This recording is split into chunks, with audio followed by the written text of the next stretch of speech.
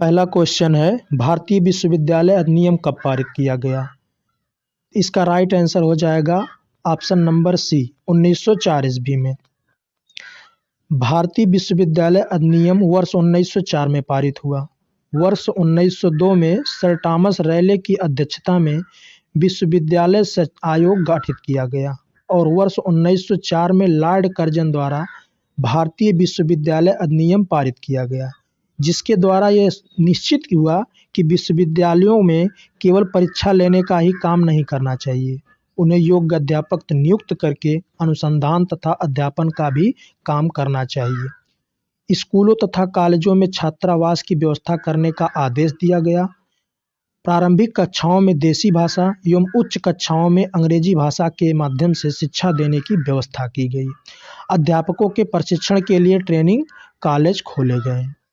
Next question है, बंगाल का विभाजन कब हुआ? इसका राइट आंसर हो जाएगा ऑप्शन नंबर डी, 1905 ईस्वी में। 19 जुलाई 1905 को तत्कालीन वायसराय लॉर्ड कर्जन ने बंगाल विभाजन की घोषणा की और 16 अक्टूबर 1905 को लागू किया गया था। हालांकि 1911 में लॉर्ड हार्डिंग ने इसे वापस ले लिया था। तत्कालीन जो कारण बताया गया था कि प्रशासन को आसान करना इसका कारण बताया गया था, लेकिन असली वजह थी कि बंगाल में बढ़ते राष्ट्रवाद को कमज़ोर करना और जो एकता है उस एकता को तोड़ना।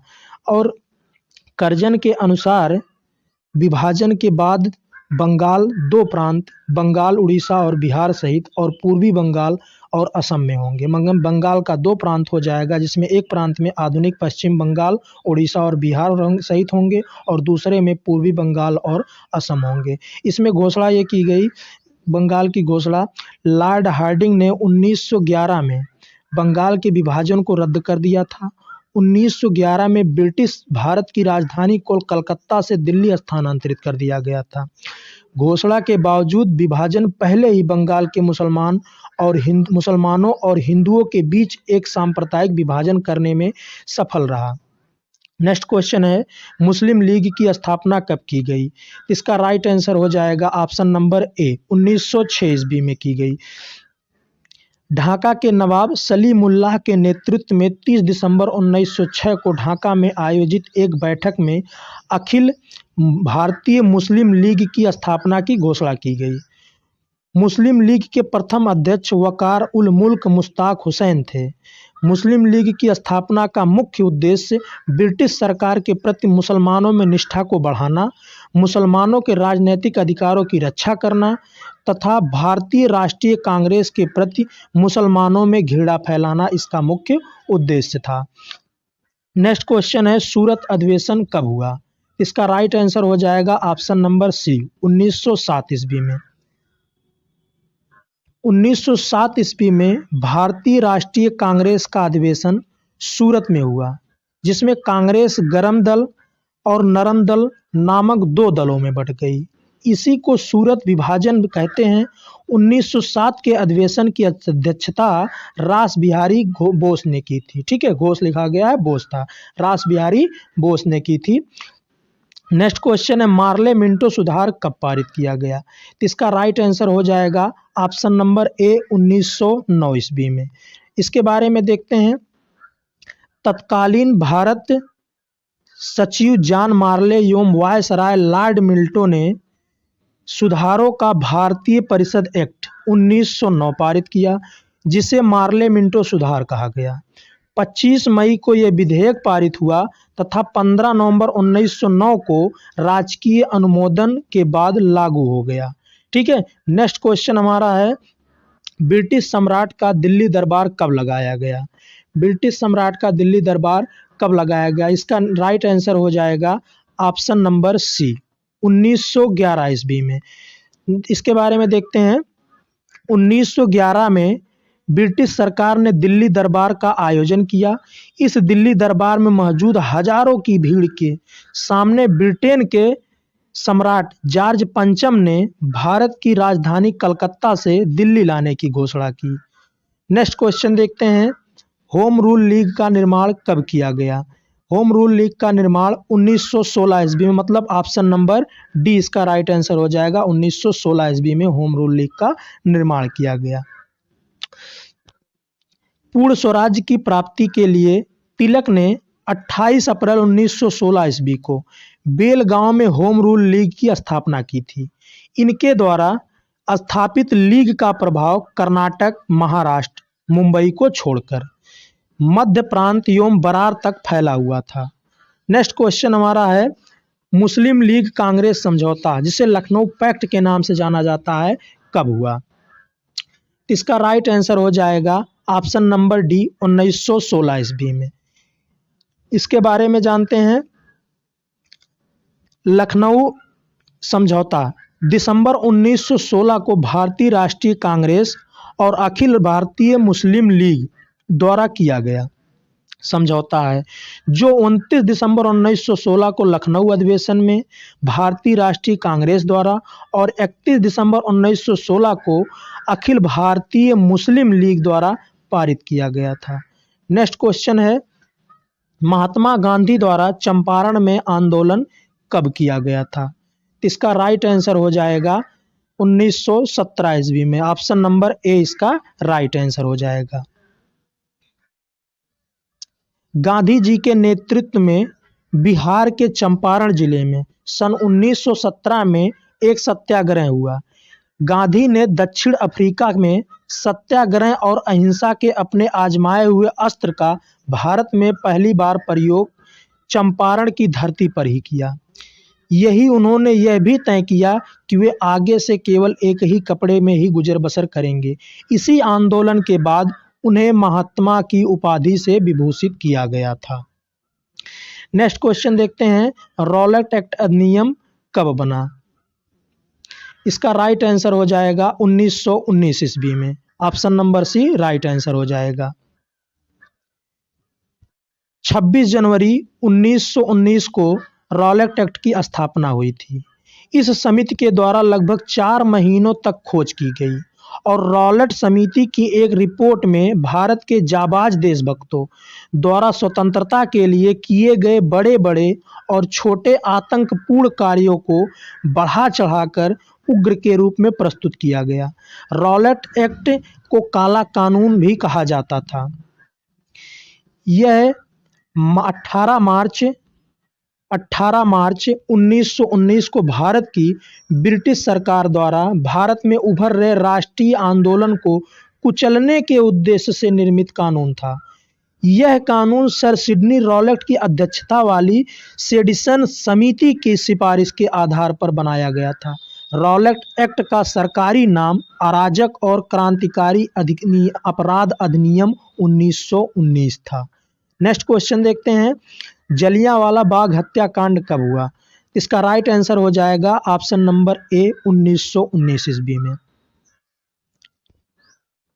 जलियांवाला बाग अमृतसर के स्वर्ण मंदिर के पास एक छोटा सा बगीचा है, जहां 13 अप्रैल 1919 को brigadier general Reginald Edward Dyer, जिसको जनरल डायर सब लोग शार्ट में कहते हैं, brigadier general Reginald Edward Dyer के नेतृत्व में अंग्रेजी फौज ने गोलियां चला के निहत्थे, शांत, बूढ़ों, महिलाओं और बच्चों सहित सैकड़ों लोगों को मार डाला था और हजारों लोगों को घायल कर दिया था।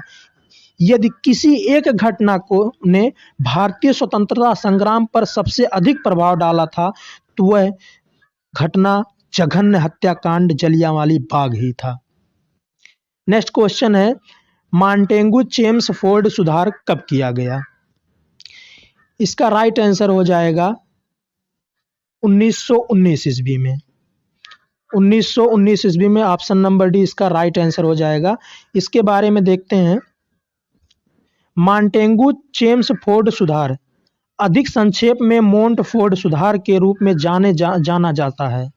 भारत में ब्रिटिश सरकार द्वारा धीरे धीरे भारत के स्वराज्य संस्थान को दर्जा देने के लिए पेश किए गए सुधार थे।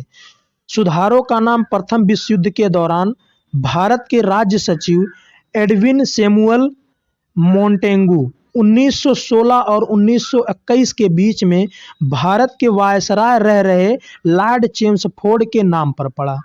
इसे भारत सरकार अधिनियम का आधार 1919 के आधार पर बनाया गया था। नेक्स्ट क्वेश्चन है, खिलाफत आंदोलन कब शुरू किया गया? इसका राइट आंसर हो जाएगा 1920 ईस्वी में। ऑप्शन नंबर बी इसका राइट आंसर हो जाएगा। खिलाफत आंदोलन भारत में अखिल इस्लामिक बल जो 1919 में ब्रिटिश राज के दौरान भारत में मुस्लिम समुदाय के बीच एकता के प्रतीक के रूप में ओटोमन खलीफा को उबारने के प्रयास में पैदा हुआ था। आंदोलन को शुरू में गांधी के असहयोग आंदोलन से बल मिला था, लेकिन 1924 में खिलाफत के उन्मूलन के बाद यह अलग हो गया। नेक्स्ट क्वेश्चन देखते हैं, असहयोग आंदोलन कब आरंभ हुआ था? 13वां क्वेश्चन है, असहयोग आंदोलन कब शुरू हुआ था? तो इसका राइट आंसर हो जाएगा ऑप्शन नंबर बी 1920 ईस्वी में। बात करें इसके बारे में तो असहयोग आंदोलन अंग्रेजों के अत्याचार के खिलाफ 1 अगस्त 1920 ईस्वी को गांधी जी द्वारा शुरू किया गया एक सत्याग्रह आंदोलन था। यह अंग्रेजों द्वारा प्रस्तावित अन्यायपूर्ण कानूनों और कार्यों के विरोध में देशव्यापी अहिंसक आंदोलन था। इस आंदोलन में यह स्पष्ट किया गया था कि स्वराज्य अंतिम उद्देश्य है। लोगों ने ब्रिटिश सामान खरीदने से इनकार कर दिया और दस्तकारी के सामान के उपयोग को प्रोत्साहित किया था। ठीक है, अगला क्वेश्चन है 14वां, चौरी चौरा कांड की घटना कब हुई? चौरी चौरा कांड की घटना कब हुई? तो इसका राइट आंसर हो जाएगा, यहाँ पर देखिए छूट गया है, यहाँ पर लिख देते हैं 1922 ईस्वी में। इसका राइट आंसर हो जाएगा बी 1922 ईस्वी में। ठीक है, चलिए देखते हैं इसके बारे में। चौरी चौरा कांड 4 फरवरी 1922 को ब्रिटिश भारत में संयुक्त राज्य के गोरखपुर जिले के चौरी चौरा में हुई थी, जब असहयोग आंदोलन भाग लेने वाले प्रदर्शनकारियों का एक बड़ा समूह पुलिस के साथ भिड़ गया था। जवाबी कार्यवाही में प्रदर्शनकारियों ने हमला किया और एक पुलिस स्टेशन में आग लगा दी थी, जिससे उन्हें सभी कब्जेधारी मारे गए थे। जिसमें पुलिस में मतलब जितने लोग बंद थे वो सब मारे गए थे। इस घटना के कारण 3 नागरिकों और 22 पुलिसकर्मियों की मृत्यु हुई थी। महात्मा गांधी, जो हिंसा के घोर विरोधी थे, ने इस घटना के प्रत्यक्ष परिणाम के रूप में 12 फरवरी 1922 को राष्ट्रीय स्तर पर असहयोग आंदोलन को रोक दिया। नेक्स्ट क्वेश्चन है, साइमन कमीशन की नियुक्ति कब हुई? साइमन कमीशन की नियुक्ति कब हुई? तो इसका राइट आंसर हो जाएगा ऑप्शन नंबर ए। इसके बारे में हम देख लेते हैं। 1927 में वायसराय लॉर्ड इरविन ने महात्मा गांधी को दिल्ली बुलाकर यह सूचना दी कि भारत में वैधानिक सुधार लाने के लिए एक रिपोर्ट तैयार की जा रही है, जिसके लिए एक कमीशन बनाया गया है, जिसके अध्यक्ष सर जॉन साइमन होंगे। साइमन कमीशन की नियुक्ति की एक मुख्य विशेषता यह थी कि उसके सदस्यों में केवल अंग्रेज ही अंग्रेज थे, मतलब कोई भारतीय उसमें नहीं था। नेक्स्ट क्वेश्चन है, साइमन कमीशन का भारत पर आगमन कब हुआ? इसका राइट आंसर हो जाएगा ऑप्शन नंबर सी 1928 ईस्वी। 3 फरवरी 1928 को साइमन कमीशन भारत पहुंचा। साइमन कोलकाता, लाहौर, लखनऊ, विजयवाड़ा और पुणे सहित जहां जहां भी पहुंचा, उसे जबरदस्त विरोध का सामना करना पड़ा और लोगों ने उसे काले झंडे दिखाए। पूरे देश में Simon go back, Simon go back, Simon वापस जाओ के नारे गूंजने लगे। इसी विरोध में लाला लाजपत राय के सर पर लाठी मारकर उनकी हत्या कर दी गई। मतलब लाला लाजपत राय इसका विरोध कर रहे थे, उसी समय अंग्रेजों ने उनके सर पर लाठियां मारकर उनकी हत्या कर दी थी। नेक्स्ट क्वेश्चन है, भगत सिंह द्वारा केंद्रीय असेंबली में बम विस्फोट कब किया गया था? इसका राइट आंसर हो जाएगा 1929 ईस्वी में, ऑप्शन नंबर बी। साल 1919 में 8 अप्रैल को भगत सिंह और बटुकेश्वर दत्त ने केंद्रीय असेंबली में बम फेंका था। बम फेंकने के बाद उन्होंने गिरफ्तारी दी और उनके खिलाफ मुकदमा चला। 6 जून 1929 को दिल्ली के सेशन जज लियोनार्ड मिडिल्टन की अदालत में इनका केस दिया गया, जबकि मेरी जहाँ तक जानकारी है वो जो बम था खाली बेंचों पर फेंका गया था और वो सिर्फ आवाज़ करने वाला बम था, उस पे कोई भी मारा नहीं गया था। ठीक है, नेक्स्ट क्वेश्चन है 18वां, कांग्रेस द्वारा पूर्ण स्वतंत्रता की मांग कब की गई थी? कांग्रेस द्वारा पूर्ण स्वतंत्रता की मांग कब की गई थी? इसका राइट आंसर हो जाएगा ऑप्शन नंबर ए 1929 ईस्वी में। 19 दिसंबर 1929 को भारतीय राष्ट्रीय कांग्रेस ने पूर्ण स्वराज की घोषणा की थी और लोगों ने ब्रितानी साम्राज्य से पूरी तरह से स्वतंत्र होकर अपना राज्य बनाने के लिए संघर्ष करने की प्रतिज्ञा की थी। 1931 में यह ध्वज भारत के ध्वज के रूप में स्वीकार किया। जो झंडे को मैंने दिखाया है, यह ध्वज 1931 में भारत के ध्वज के रूप में स्वीकार किया गया और बाद में आज़ाद हिंद फौज ने इसी ध्वज का उपयोग किया था अपनी सेना के लिए। 31 दिसंबर 1929 को भारतीय राष्ट्रीय कांग्रेस का वार्षिक अधिवेशन तत्कालीन पंजाब प्रांत की राजधानी लाहौर में हुआ। इस समय नहीं, पहले जो राजधानी लाहौर थी पंजाब की। इस ऐतिहासिक अधिवेशन में कांग्रेस ने पूर्ण स्वराज्य की घोषणा पत्र तैयार किया तथा पूर्ण स्वराज्य को कांग्रेस का मुख्य लक्ष्य घोषित किया। जवाहरलाल नेहरू इस अधिवेशन के अध्यक्ष चुने गए थे। नेक्स्ट क्वेश्चन हमारा है, सविनय अवज्ञा आंदोलन कब चलाया गया? सविनय अवज्ञा आंदोलन कब चलाया गया? तो इसका राइट आंसर हो जाएगा ऑप्शन नंबर डी 1930 ईस्वी में। इसके बारे में जानते हैं। 1930 में महात्मा गांधी के नेतृत्व में सविनय अवज्ञा आंदोलन की शुरुआत की गई, जिसका प्रारंभ गांधी जी के प्रसिद्ध डांडी मार्च से हुआ। 12 मार्च 1930 को साबरमती आश्रम से गांधी जी और आश्रम के 78 अन्य सदस्यों ने डांडी अहमदानगर से 241 मील दूर स्थित भारत के पश्चिमी तट पर स्थित एक गांव के लिए पैदल यात्रा आरंभ की। वे 6 अप्रैल 1930 को डांडी पहुंचे, जहां उन्होंने नमक का कानून तोड़ा। उस समय किसी के द्वारा नमक बनाना गैर कानूनी था, क्योंकि इस पर सरकार का एकाधिकार था। गांधी जी ने समुद्र के जल के वाष्पीकरण से बने नमक को मुट्ठी में उठाकर सरकार की अवज्ञा की। नमक कानून की अवज्ञा के साथ ही पूरे देश में सविनय अवज्ञा आंदोलन का प्रसार हो गया। नेक्स्ट क्वेश्चन है, प्रथम गोलमेज सम्मेलन कब हुआ? इसका राइट आंसर हो जाएगा ऑप्शन नंबर डी 1930 ईस्वी में। प्रथम गोलमेज सम्मेलन 12 नवंबर 1930 ईस्वी से 13 जनवरी 1931 तक लंदन में आयोजित किया गया था। यह सम्मेलन कांग्रेस के बहिष्कार के फलस्वरूप 19 जनवरी 1931 को समाप्त कर दिया गया था। द्वितीय गोलमेज सम्मेलन कब हुआ था? 21वां क्वेश्चन हमारा है, द्वितीय गोलमेज सम्मेलन कब हुआ? इसका राइट आंसर हो जाएगा 1931 ईस्वी। इसमें देखो ऑप्शन गलत हो गया, ऑप्शन देना भूल गए। इसका 1931 ईस्वी होता है, तो यहाँ पर हम कर दे रहे हैं 1931 ईस्वी। ठीक है, इसका राइट आंसर हो जाएगा 1931 ईस्वी। ऑप्शन नंबर डी इसका राइट आंसर हो जाएगा। इसके बारे में चलिए देखते हैं। द्वितीय गोलमेज सम्मेलन 7 सितंबर 1931 को शुरू हुआ था, जिसमें कांग्रेस ने भी भाग लिया था और 1 दिसंबर 1931 को समाप्त हुआ था। यह सम्मेलन भी लंदन में ही हुआ था। यह सम्मेलन सांप्रदायिक समस्या पर विवाद के कारण असफल रहा। लंदन से वापस आकर गांधी जी ने पुनः सविनय अवज्ञा आंदोलन प्रारंभ कर दिया। नेक्स्ट क्वेश्चन है, तृतीय गोलमेज सम्मेलन कब हुआ? तृतीय गोलमेज सम्मेलन 1932 ईस्वी में हुआ, मतलब इसका right answer option number D हो जाएगा। ठीक है, तृतीय गोलमेज सम्मेलन के बारे में हम जानते हैं। तृतीय गोलमेज सम्मेलन का आरंभ 17 नवंबर से 24 दिसंबर 1932 को हुआ था। इस सम्मेलन में कांग्रेस ने भाग नहीं लिया था। तीनों सम्मेलनों के दौरान इंग्लैंड का प्रधानमंत्री रैमजे मैकडोनाल्ड था। इस सम्मेलन के समय भारत के सचिव सैमुअल होर थे। सम्मेलन में भाग लेने वाले सदस्यों की कुल संख्या 46 थी।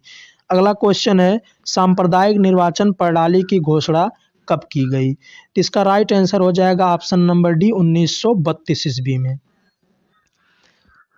16 अगस्त 1932 को ब्रिटिश प्रधानमंत्री रामजे मैकडोनाल्ड द्वारा भारत में उच्च वर्ग, निम्न वर्ग, मुस्लिम, बौद्ध, सिख, भारतीय, ईसाई, एंग्लो इंडियन, पारसी और अछूत जिसे दलित आदि के लिए अलग अलग चुनाव क्षेत्र के लिए यह निर्णय दिया, जिससे सभी वर्गों के लोगों को प्रतिनिधित्व मिलता था। लेकिन इसे गलत भारत में उच्च जातियों के लोगों ने सांप्रदायिक का नाम देकर इसका विरोध किया।